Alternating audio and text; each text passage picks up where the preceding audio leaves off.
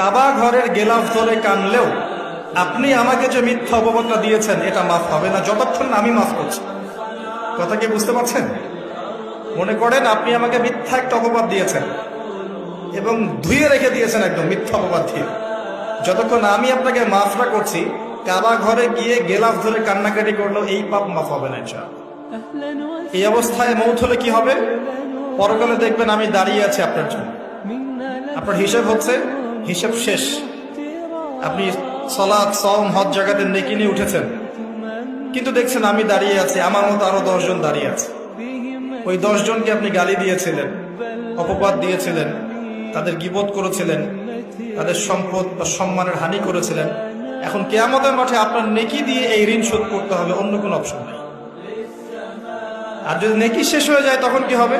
তখন আমার আমলনামা থেকে কিছু গুনাহ আপনাকে নিতে হবে। আল্লাহ পাক ন্যায় বিচারক।